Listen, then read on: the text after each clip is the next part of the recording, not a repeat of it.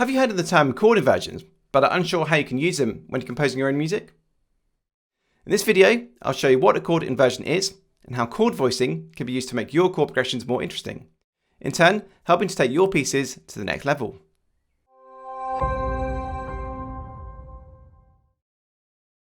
I'm Simon from Composing Academy, the channel devoted to helping beginner composers get started with writing their own music. If you're looking to kickstart your composing journey, be sure to check out my free beginner's guide to writing cinematic music in 5 Easy Steps ebook, a link of which is in the description below.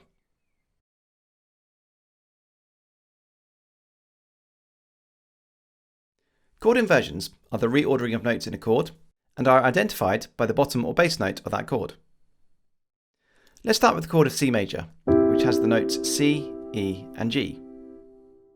C is the first note of the major scale, E is the third note of the scale, or middle note of the chord, and G is the fifth note of the scale and last note of the chord. The root note of a C major chord is letter C. When the root note of a chord is on the bottom, it's called root position. Now look what happens if instead of C being on the bottom, we instead use the middle note of E as the bottom pitch. This is called a first inversion of C major. It doesn't matter where on the piano or range of your instrumentation that E is, as long as it's the lowest pitched note playing at that time. We can go a step further with this, and instead of having E on the bottom, we can also have G, the last note of the triad, on the bottom. This would be a second inversion of C major.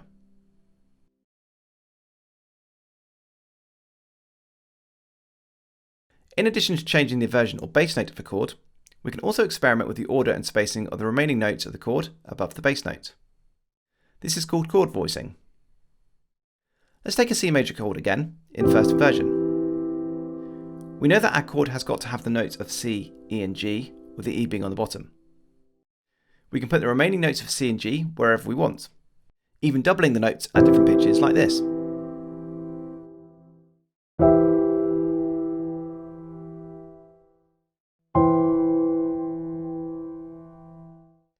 A general rule is to have the notes towards the low end more spaced out. If you have the notes too close together, they can sound muddy in the low end. Whereas higher pitches can generally be spaced closer together.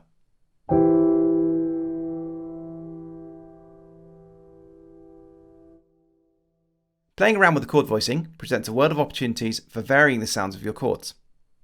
As long as your chords feature all three notes of your chosen triad, in this case C, E and G, then the chord will still work no matter where the notes are pitched. So here I've written a short 8-bar chord progression, orchestrated with strings with an accompanying vocal line on top. The chord inversions I've used have helped to smooth out the bass line, helping to avoid large jumps. I've colour-coded the chords based on their inversions. The chords in black are in root position, the blue ones are first inversion, and the green are second inversion. If we hone in on the bass line, you can see that it's relatively smooth, moving mostly by step. This helps to give the bass line a cohesiveness as well as providing more variation and interest to the low end of the piece. I've also experimented with the chord voicing, doubling notes in each chord to produce 5-note chords. If all of the chords were in root position, the pitches would jump around quite a bit and would eventually start to sound a little boring. By changing the chord voicings, I've hopefully achieved a more smooth and cohesive sound to the progression. Okay, so let's take a listen.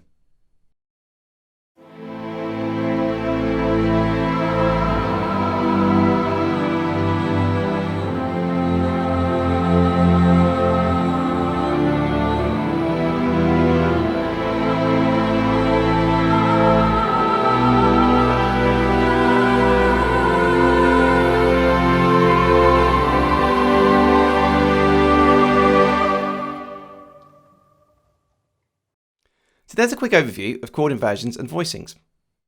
Start by coming up with a short chord progression and then experiment with changing inversions in the order of pitches above each bass note. Changing the voicings may also help you to come up with a melody. Our ear generally hones in on the top pitch of a chord, so a progression of chords with various voicings may present some melodic ideas when you're experimenting.